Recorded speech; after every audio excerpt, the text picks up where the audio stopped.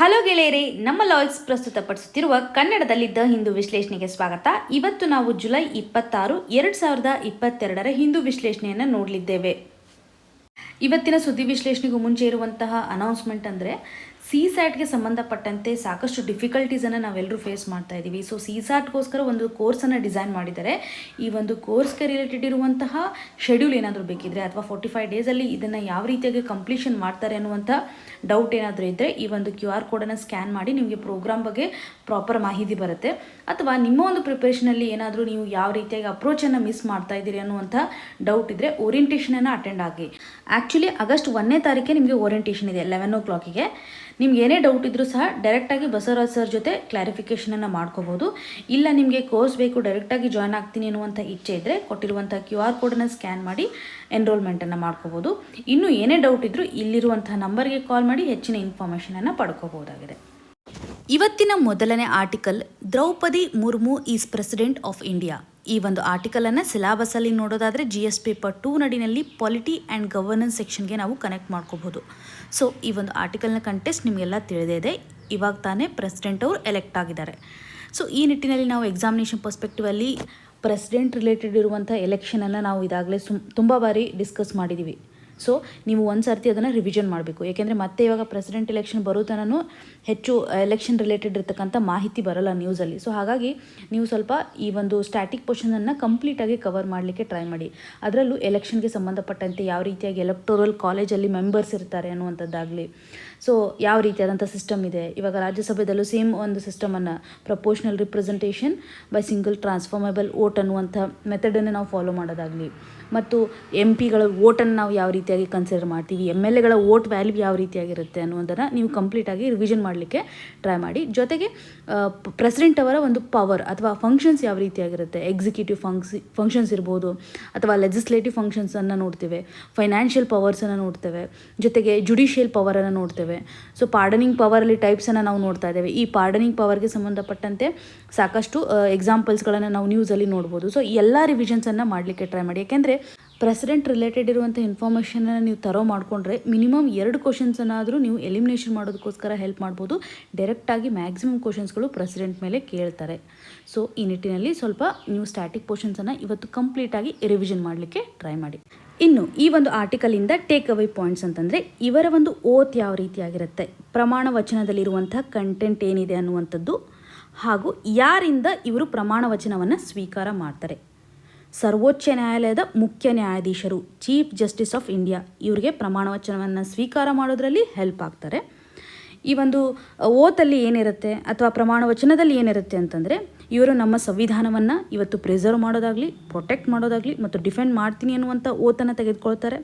ಜೊತೆಗೆ ಜನರ ಹಿತಕ್ಕಾಗಿ ತಮ್ಮನ್ನು ಅರ್ಪಿಸುವುದಾಗಲಿ, ಅವರ ಒಂದು ಆಫೀಸನ್ನು ಫೇತ್ಫುಲಿ ಅವರು ಇವತ್ತು ಎಕ್ಸಿಕ್ಯೂಟ್ ಮಾಡ್ತಾರೆ ಅನ್ನುವಂಥದ್ದು. ಈ ರೀತಿಯಾಗಿ ಅವರು ಪ್ರಮಾಣ ವಚನವನ್ನು ಚೀಫ್ ಜಸ್ಟಿಸ್ ಆಫ್ ಇಂಡಿಯಾ ಅವರಿಂದ ತೆಗೆದುಕೊಳ್ತಾರೆ ಅನ್ನುವಂಥದ್ದು. ಸೊ ಇಲ್ಲಿ ನಿಮಗೆ ಒಂದು ಕ್ವಶನನ್ನು ಕೇಳೋದಾದರೆ, ಇವರು ಫಸ್ಟ್ ಟ್ರೈಬಲ್ ಗ್ರೂಪಿಂದ ಬಂದಿರುವಂತಹ ಮಹಿಳಾ ರಾಷ್ಟ್ರಪತಿ ಅಂತ ಕನ್ಸಿಡರ್ ಮಾಡ್ತಾರೆ. ಹಾಗೂ ಒಟ್ಟಾರೆಯಾಗಿ ನಾವು ನೋಡಿದಾಗ ಸೆಕೆಂಡ್ ವುಮನ್ ರಾಷ್ಟ್ರಪತಿ ಅಥವಾ ವುಮನ್ ಪ್ರೆಸಿಡೆಂಟ್ ಅನ್ನುವಂಥದ್ದು. ಫಸ್ಟ್ ಯಾರಿದ್ರು ಅನ್ನೋದನ್ನ ಕಮೆಂಟ್ ಸೆಕ್ಷನಲ್ಲಿ ಮೆನ್ಷನ್ ಮಾಡಿ. ಇನ್ನು ಮುಂದಿನ article, only 4 states adopt model tenancy law. ಈ ಒಂದು ಆರ್ಟಿಕಲ್ನ ಸಿಲೆಬಸಲ್ಲಿ ನಾವು GS ಪೇಪರ್ 2 ನಡಿನಲ್ಲಿ ಗೌರ್ಮೆಂಟ್ ಪಾಲಿಸೀಸ್ ಆ್ಯಂಡ್ ಇಂಟರ್ವೆನ್ಷನ್ಸ್ ಹಾಗೂ GS ಪೇಪರ್ 3 ನಡಿನಲ್ಲಿ ಮೊಬಲೈಜೇಷನ್ ಆಫ್ ರಿಸೋರ್ಸಸ್ ಆಗಲಿ ಅಥವಾ ಇನ್ಕ್ಲೂಸಿವ್ ಗ್ರೋತ್ ಆಗಲಿ, ಈ ರೀತಿಯಾದಂಥ ಸಬ್ ಟಾಪಿಕ್ಸ್ಗೂ ಕನೆಕ್ಟ್ ಮಾಡ್ಕೋಬೋದು. ಸೊ ಈ ಒಂದು ಆರ್ಟಿಕಲ್ನ ಕಂಟೆಕ್ಸ್ಟ್ ಏನಿದೆ, ಟೈಟಲ್ಲೇ ನಮ್ಗೆ ಹೇಳುತ್ತೆ ಕೇವಲ 4 ಸ್ಟೇಟಲ್ಲಿ ಇವಾಗ ಮಾಡೆಲ್ ಟೆನೆನ್ಸಿ ಲಾನ ಅಡಾಪ್ಟ್ ಮಾಡ್ಕೊಂಡಿದ್ದಾರೆ ಅನ್ನುವಂಥದ್ದು. ರಿಮೈನಿಂಗ್ ಸ್ಟೇಟಲ್ಲಿ ಈ ಒಂದು ರಿವೈಸ್ಡ್ ಮಾಡೆಲ್ ಟೆನೆನ್ಸಿ ಲಾ ಅಪ್ಡೇಟ್ ಆಗಿಲ್ಲ ಅನ್ನುವಂಥದ್ದನ್ನು. ಸೊ ಇಲ್ಲಿ ನಾವು ನೋಡ್ಬೋದು, union housing and urban affairs ministry ಇವರು ರಾಜ್ಯಸಭೆಗೆ ಒಂದು ರಿಟನ್ ಇನ್ಫಾರ್ಮೇಷನನ್ನು ಕೊಟ್ಟಿದ್ದಾರೆ.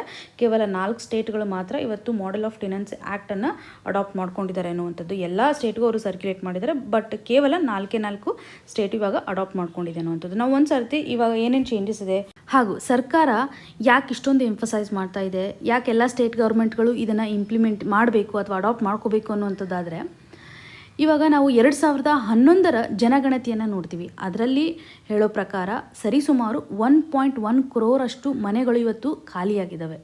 ಸೊ ಥ್ರೂ ಔಟ್ ಕಂಟ್ರಿ ಒಂದು ಸೆನ್ಸಸ್ನ ಆಧಾರದ ಮೇಲೆ. ಸೊ ಈ ನಿಟ್ಟಿನಲ್ಲಿ ಸರ್ಕಾರ ಒಂದು ಪ್ರೋಗ್ರಾಮನ್ನು ತಂದಿದೆ, ಪಾಪ್ಯುಲರ್ ಆಗಿ ಹೌಸಿಂಗ್ ಫಾರ್ ಆಲ್ ಬೈ 2022 ಅನ್ನುವಂಥದ್ದು. ಈ ಒಂದು ಪ್ರೋಗ್ರಾಮ್ನ ಇಂಟೆನ್ಷನನ್ನು ಫುಲ್ಫಿಲ್ ಮಾಡೋದಕ್ಕೋಸ್ಕರ ಟೆನೆನ್ಸಿ ಲಾನ ಇವತ್ತು ರಿವೈಸ್ ಮಾಡಿರೋದನ್ನು ನಾವು ನೋಡ್ಬೋದು. ಸೊ ಇದು ಡೈರೆಕ್ಟಾಗಿ ಈ ಒಂದು ಪ್ರೋಗ್ರಾಮನ್ನು ಅಚೀವ್ ಮಾಡೋದ್ರಲ್ಲಿ ಸಪೋರ್ಟ್ ಆಗುತ್ತೆ ಅನ್ನುವಂಥದ್ದು. ಸೊ ಏನೇನು ಬದಲಾವಣೆಗಳಿದ್ದಾವೆ ಈ ಒಂದು ಟೆನೆನ್ಸಿ ಲಾನ್ ಅಡಿನಲ್ಲಿ ಅಂತಂದರೆ, ಇವಾಗ ಬಾಡಿಗೆದಾರರು ಹಾಗೂ ಓನರ್ ಮಧ್ಯೆ ಕೆಲವೊಂದಿಷ್ಟು ಪ್ರಾಪರ್ ಆಗಿರುವಂಥ ಡಾಕ್ಯುಮೆಂಟೆಡ್ ಥಿಂಗ್ ಇರಬೇಕು. ಅಗ್ರಿಮೆಂಟನ್ನು ಮಾಡ್ಕೊಂಡಿರ್ತಾರಲ್ಲ, ಎಷ್ಟು ದಿನಗಳ ಕಾಲ ಇರ್ತಾರೆ, ಎಷ್ಟು ರೆಂಟ್ ಅನ್ನೋದನ್ನು ಕಂಪ್ಲೀಟಾಗಿ ಒಂದು ಡಾಕ್ಯುಮೆಂಟನ್ನು ಮಾಡಬೇಕು. ಸೊ ಇದರ ಪ್ರಕಾರ ಅವರು ಅಗ್ರಿ ಆಗಬೇಕು ಅನ್ನುವಂಥದ್ದು. ಕೇವಲ ವರ್ಬಲಿಂದ ಮಾತಾಡ್ತಕ್ಕಂಥ ಕಮಿಟ್ಮೆಂಟು ಇಲ್ಲೀಗಲ್ ಅನ್ನುವಂಥದ್ದನ್ನು ಕನ್ಸಿಡರ್ ಮಾಡ್ತಾರೆ. ಅಂದರೆ ಏನೇ ಇಶ್ಯೂ ಬಂದರೂ ಆ ಟೈಮಲ್ಲಿ ಅವ್ರಿಗೆ ಕೋರ್ಟಿಂದ ಯಾವುದೇ ರೀತಿಯಾದಂಥ ಸೊಲ್ಯೂಷನ್ ಸಿಕ್ಕಲ್ಲ. ಸೊ ಇದು ಇಲ್ಲೀಗಲ್ ಆಗಿ ಕನ್ಸಿಡರ್ ಮಾಡುವಂಥದ್ದು. ಇವಾಗ ಸೆಕ್ಯೂರಿಟಿ ಡೆಪಾಸಿಟ್ ಅಂತ ತೆಗೆದುಕೊಳ್ತಾರೆ, ಅಡ್ವಾನ್ಸ್ ಅಂತ ತೆಗೆದುಕೊಳ್ತಾರಲ್ಲ, ರೆಸಿಡೆನ್ಷಿಯಲ್ಗೆ 2 ಮಂತ್ ರೆಂಟ್ ಮಾತ್ರ ಕೊಡಬೇಕು. ಸೊ ಎಷ್ಟು ರೆಂಟ್ ಫಿಕ್ಸ್ ಆಗಿರುತ್ತಲ್ಲ ಅದರ 2 ಟೈಮ್ಸ್ ಕೊಡಬೇಕಾಗುತ್ತೆ, ಅಂದರೆ 2 ಮಂತಿನ ರೆಂಟನ್ನು ಕೊಡಬೇಕಾಗುತ್ತೆ. ಇನ್ನು ನಾನ್ ರೆಸಿಡೆನ್ಷಿಯಲ್ ಪ್ರಿಮೈಸಸ್ ಅಂದರೆ ಬಿಸ್ನೆಸ್ಗೋಸ್ಕರ ಕಾಂಪ್ಲೆಕ್ಸ್ಗಳನ್ನು ರೆಂಟಿಗೆ ತಗೋತಾರಲ್ಲ, ಆ ಒಂದು ಸಂದರ್ಭದಲ್ಲಿ 6 ಮಂತಿನ ಒಂದು ರೆಂಟನ್ನು ಅಡ್ವಾನ್ಸ್ ಆಗಿ ಕೊಡಬೇಕನ್ನುವಂಥದ್ದು. ಇವಾಗ ಏನೇ ತೊಂದರೆ ಆದರೂ ಇವಾಗ ಪ್ರಾಪರಾಗಿ ಇವರು ಒಂದು ಲೀಗಲ್ ಡಾಕ್ಯುಮೆಂಟ್ನ ಮುಖಾಂತರ ಅಗ್ರಿ ಆದಾಗ ಏನಾದರೂ ಇಶ್ಯೂ ಆದಾಗ ಇವರು ಸಿವಿಲ್ ಕೋರ್ಟ್ಸ್ಗೆ ಅಪ್ರೋಚ್ ಮಾಡುವಂತಿಲ್ಲ. ಅಲ್ಲಿ ಇವ್ರಿಗೆ ನ್ಯಾಯ ಸಿಕ್ಕಲ್ಲ. ಯಾಕೆಂದರೆ ಸಿವಿಲ್ ಕೋರ್ಟಲ್ಲಿ ಸಾಕಷ್ಟು ಕೇಸ್ಗಳು ಇವಾಗ ಪೆಂಡಿಂಗ್ ಇದೆ.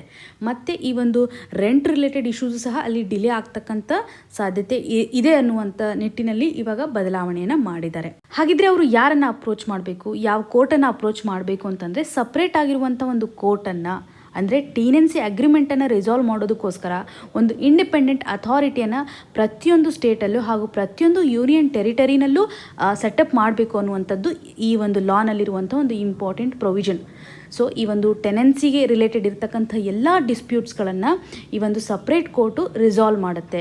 ರಿಜಿಸ್ಟ್ರೇಷನ್ಗೆ ಸಂಬಂಧಪಟ್ಟಂತೆಯೂ ಸಹ ಎಲ್ಲ ಅಗ್ರಿಮೆಂಟು ಈ ಒಂದು ಇಂಡಿಪೆಂಡೆಂಟ್ ಅಥಾರಿಟಿಯ ರೆಸ್ಪಾನ್ಸಿಬಲ್ ಆಗಿರುತ್ತೆ ಅನ್ನುವಂಥದ್ದು. ಇವರು ಕಂಪ್ಲೀಟಾಗಿ 60 ದಿನಗಳ ಒಳಗಾಗಿ ಏನೇ ಡಿಸ್ಪ್ಯೂಟ್ ಇದ್ದರೂ ರಿಸಾಲ್ವ್ ಮಾಡಬೇಕು ಅನ್ನೋದನ್ನು ನಾವಿಲ್ಲಿ ಕನ್ಸಿಡರ್ ಮಾಡೋದು. ಹಾಗೂ ಈ ಒಂದು ಅಗ್ರಿ ಟೈಮಲ್ಲಿ ಏನಾದರೂ ಡಿಸ್ಪ್ಯೂಟ್ ಆಗಿರುತ್ತಲ್ಲ, ಅಥವಾ ಬಾಡಿಗೆದಾರರು ಓನರ್ ನಡುವೆ ಏನಾದರೂ ಕ್ಲಾಶಸ್ ಆಗಿದ್ದಾಗ ಸರಿಯಾಗಿರುವಂಥ ಕಂಡೀಷನ್ ಇಲ್ಲ ಅಂತಂದಾಗ ಅವ್ರನ್ನ ಎಕ್ಸ್ಪೆಲ್ ಮಾಡುವಂತಿಲ್ಲ.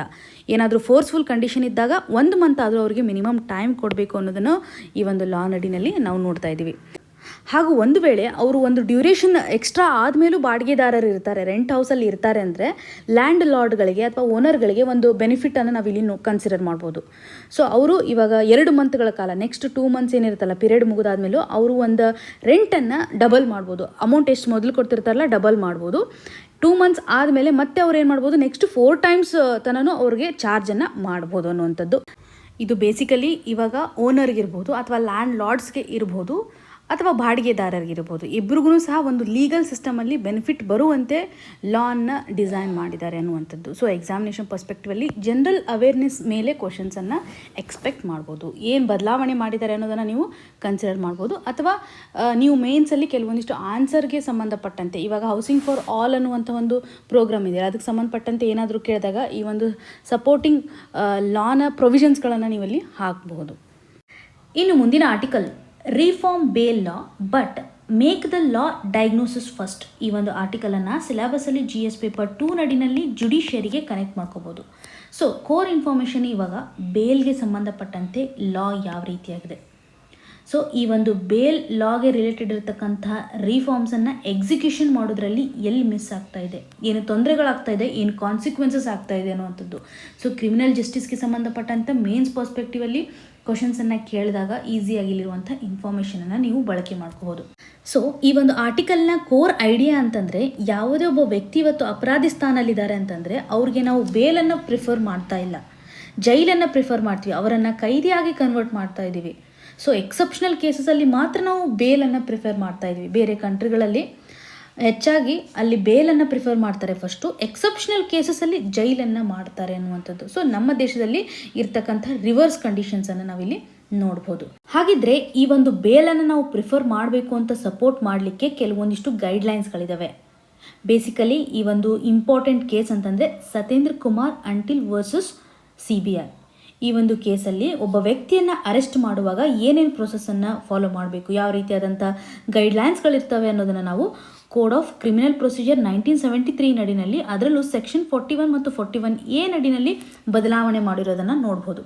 ಸೆಕ್ಷನ್ 41 ಅಡಿನಲ್ಲಿ ಒಬ್ಬ ವ್ಯಕ್ತಿಯನ್ನು ಅರೆಸ್ಟ್ ಮಾಡುವಾಗ ಆ ಒಂದು ಅರೆಸ್ಟ್ ಮಾಡೋದಕ್ಕೋಸ್ಕರ ರೀಸನ್ಸ್ ಏನಿರುತ್ತಲ್ಲ ಅದನ್ನು ಕಂಪ್ಲೀಟಾಗಿ ರೈಟಿಂಗ್ ರೆಕಾರ್ಡನ್ನು ಮೇಂಟೈನ್ ಮಾಡಬೇಕು ಅನ್ನುವಂಥದ್ದು.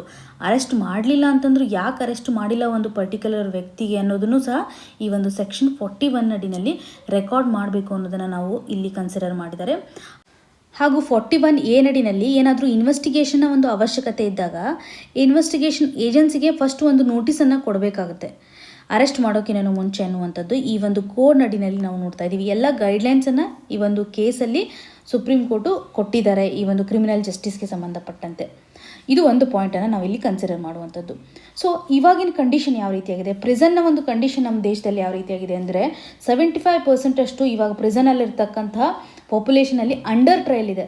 ಅಂದರೆ ಅವರಿನ್ನ ಅಪರಾಧಿ ಅಂತ ಘೋಷಣೆ ಮಾಡಿಲ್ಲ, ಕೇವಲ ಅರೆಸ್ಟ್ ಮಾಡಿ ಅವರನ್ನು ಒಂದು ಜುಡಿಷರಿ ಸಿಸ್ಟಮಲ್ಲಿ ತಂದಿದ್ದಾರೆ ಅನ್ನುವಂಥದ್ದು. ಸೊ ಈ ಒಂದು ಓವರ್ ಕ್ರೌಡಿಂಗ್ ಕಂಡೀಷನಿಂದಾಗಿ ಜೈಲುಗಳಲ್ಲಿ ಸರಿಸುಮಾರು ಅದರ ಒಂದು ಕೆಪಾಸಿಟಿ ಎಕ್ಸೀಡ್ ಆಗಿದೆ. 118% ಅಷ್ಟು ಇಂಡಿಯನ್ ಪ್ರಿಸನ್ ಓವರ್ ಕ್ರೌಡಿಂಗ್ ರೇಷಿಯೋನ ನಾವು ಇಲ್ಲಿ ನೋಡ್ಬೋದು. ಸೊ ಈ ನಿಟ್ಟಿನಲ್ಲಿ ಅಲ್ಲಿನೂ ಸಹ ಎಲ್ಲರಿಗೂ ಪ್ರಾಪರ್ ಆಗಿರುವಂಥ ಬೇಸಿಕ್ ಫೆಸಿಲಿಟೀಸನ್ನು ಕೊಡಲಿಕ್ಕೆ ಕಷ್ಟ ಆಗುತ್ತೆ. ಸೊ ಈ ಒಂದು ಕಂಡೀಷನ್ಸನ್ನು ಎಲಿಮಿನೇಟ್ ಮಾಡೋದಕ್ಕೋಸ್ಕರ ಎಫೆಕ್ಟಿವ್ ಆಗಿರುವಂಥ ಒಂದು ಲಾನ ಅವಶ್ಯಕತೆ ಇದೆ. ಸೊ ನಾವು ಅನ್ನೆಸೆಸರಿಲಿ ಅವರನ್ನು ಜೈಲ್ಗೆ ಕಳಿಸೋದ್ರ ಬದಲಾಗಿ ಅವರಿಗೆ ಬೇಲನ್ನು ಕೊಡುವಂಥ ಆಪ್ಷನ್ಸನ್ನು ಕೊಡ್ಬೋದು. ಸೊ ಇಲ್ಲಿ ಕೋರ್ಟ್ಗಳ ಒಂದು ರೋಲ್ ಇಂಪಾರ್ಟೆಂಟು ಅನ್ನುವಂಥದ್ದು. ಹಾಗೂ ಇವಾಗ ಜುಡಿಷರಿ ಸಿಸ್ಟಮ್ ಏನಾದರೂ ಪೊಲೀಸ್ ಡಿಪಾರ್ಟ್ಮೆಂಟ್ಗೆ ಕ್ವಶನ್ ಮಾಡ್ತು ಅಂದ್ಕೊಳ್ಳಿ, ಅಂದರೆ ಯಾಕೆ ಇವರನ್ನು ಅರೆಸ್ಟ್ ಮಾಡಿದಾರಾ, ಏನು ಕಂಡೀಷನ್ ಇದೆ, ಅವ್ರಿಗೆ ಬೇಲನ್ನು ಕೊಡ್ಬೋದಲ್ವಾ ಅನ್ನುವಂಥ ಒಂದು ಕ್ವಶನನ್ನು ಮಾಡಿದಾಗ ಅವರ ಒಂದು ರೀಸನ್ ಏನಿರುತ್ತೆ ಅಂತಂದರೆ ಇದನ್ನು ನೆಸಸರಿ ಕಂಡೀಷನ್ ಆಗಿ ಅವ್ರಿಗೆ ಕನ್ಸಿಡರ್ ಮಾಡಿದ್ದಾರೆ. ಪರ್ಸನನ್ನು ಅರೆಸ್ಟ್ ಮಾಡುವಂಥದ್ದು ನೆಸಸರಿ. ಯಾಕೆಂತಂದರೆ ಹೆಚ್ಚು ಅರೆಸ್ಟ್ಗಳು ಇವಾಗ ಮೈಗ್ರೆಂಟ್ ಕಂಡೀಷನಿಂದ ಆಗ್ತಾ ಇದೆ. ಸೊ ಮೈಗ್ರೆಂಟ್ ಕಂಡೀಷನಲ್ಲಿ ನಾವು 18.50% ಅಷ್ಟು ಮೈಗ್ರೆಂಟ್ಸ್ಗಳು ಇವತ್ತು ಪ್ರಿಸನಲ್ಲಿ ಇರೋದನ್ನು ನಾವು ನೋಡ್ತಾ ಇದ್ದೀವಿ. ಸೊ ಈಗ ಮೈಗ್ರೆಂಟ್ಸ್ ಇದ್ದಾಗ ಅವರ ಒಂದು ಅಸೆಟ್ಸ್ ಏನಿರುತ್ತಲ್ಲ ಅದು ಎಲ್ಲಿರುತ್ತೆ ಅನ್ನೋದು ಗೊತ್ತಿಲ್ಲ, ಅವರ ಬಗ್ಗೆ ಸರಿಯಾದಂಥ ಇನ್ಫಾರ್ಮೇಷನ್ ಗೊತ್ತಿರಲ್ಲ. ಈ ನಿಟ್ಟಿನಲ್ಲಿ ಪೊಲೀಸ್ ಅವರು ಕೊಡ್ತಕ್ಕಂಥ ಒಂದು ರೀಸನ್ ಅಂತಂದರೆ ನಾವು ಅವರನ್ನು ಮತ್ತೆ ವಾಪಸ್ ಕ್ಯಾಚ್ ಮಾಡಲಿಕ್ಕೆ ಕಷ್ಟ ಆಗುತ್ತೆ ಅನ್ನುವಂಥದ್ದು. ಸೊ ಹಾಗಾಗಿ ಅವರನ್ನು ಅರೆಸ್ಟ್ ಮಾಡುವಂಥದ್ದನ್ನು ಪ್ರಿಫರ್ ಮಾಡ್ತಾರೆ ಅನ್ನುವ ರೀಸನ್ಸನ್ನು ಕೊಡ್ತಾ ಇದ್ದಾರೆ. ಸೊ ಇದರಿಂದ ನಾವೇನು ಅರ್ಥ ಮಾಡ್ಕೋಬೋದು, ಇಂಪ್ಲಿಮೆಂಟೇಷನ್ ಲೆವೆಲಲ್ಲಿ ಆಗ್ತಕ್ಕಂತಹ ರಿಯಲಿಸ್ಟಿಕ್ ಪ್ರಾಬ್ಲಮ್ನಿಂದಾಗಿ ಇವತ್ತು ಪ್ರಿಸನ್ನಲ್ಲಿ ಓವರ್ ಕ್ರೌಡಿಂಗ್ ಆಗ್ತಾ ಇದೆ. ಸೊ ಎಲ್ಲರಿಗೂ ಪ್ರಾಪರ್ ಆಗಿರುವಂಥ ಫೆಸಿಲಿಟೀಸನ್ನು ಕೊಡಲಿಕ್ಕೆ ಆಗ್ತಾ ಇಲ್ಲ ಅನ್ನುವಂಥದ್ದಾಗಲಿ, ಮತ್ತು ಇವಾಗ ಸುಪ್ರೀಂ ಕೋರ್ಟು ಸಹ ಲೋಯರ್ ಕೋರ್ಟ್ಸ್ಗೆ ಈ ಕ್ರಿಮಿನಲ್ ಜಸ್ಟಿಸ್ಗೆ ಸಂಬಂಧಪಟ್ಟಂತೆ ಸಾಕಷ್ಟು ಗೈಡ್ಲೈನ್ಸನ್ನು ಕೊಟ್ಟಿದೆ. ಅಂದರೆ ಲೋಯರ್ ಕೋರ್ಟು ಇವತ್ತು ಡಿಸ್ಕ್ರಿಷನರಿ ಪವರಿಂದ ಅವರಿಗೆ ಬೇಲನ್ನು ಪ್ರಿಫರ್ ಮಾಡ್ಬೋದು ಅನ್ನುವಂಥದ್ದು. ಈ ನಿಟ್ಟಿನಲ್ಲಿ ಲೋಯರ್ ಕೋರ್ಟ್ಗಳು ಬೇಲನ್ನು ಪ್ರಿಫರ್ ಮಾಡ್ತಾ ಇಲ್ಲ, ಅಥವಾ ಬೇಲನ್ನು ಯಾಕೆ ಕೊಡ್ತಿಲ್ಲ ಅನ್ನುವಂಥ ರೀಸನ್ಸನ್ನು ಸಹ ಇವತ್ತು ಅವರು ಮೇಂಟೈನ್ ಮಾಡ್ತಾ ಇಲ್ಲ ಅನ್ನುವಂಥದ್ದನ್ನು ಹೇಳ್ಬೋದು. ಸೊ ಹೆಚ್ಚು ಅವರು ಜೈಲಿಗೆ ಕಳಿಸ್ತಕ್ಕಂತಹ ಡಿಸಿಷನ್ಸ್ಗಳನ್ನು ತೆಗೆದುಕೊಳ್ತಾ ಇದ್ದಾರೆ. ಸುಪ್ರೀಂ ಕೋರ್ಟ್ ಡಿಸ್ಕ್ರಿಷನರಿ ಏನೋ ಕೊಟ್ಟಿದೆ, ಬಟ್ ಇವರು ಬಳಕೆಯನ್ನು ಮಾಡ್ಕೋತಿಲ್ಲ ಅನ್ನುವಂಥದ್ದು. ನಮ್ಮ ದೇಶದಲ್ಲಿ ಬೇಲನ್ನು ಪ್ರಯಾರಿಟೈಸ್ ಮಾಡ್ತಿಲ್ಲ ಅನ್ನೋದನ್ನು ನಾವಿಲ್ಲಿ ಸಪೋರ್ಟ್ ಮಾಡ್ಬೋದು.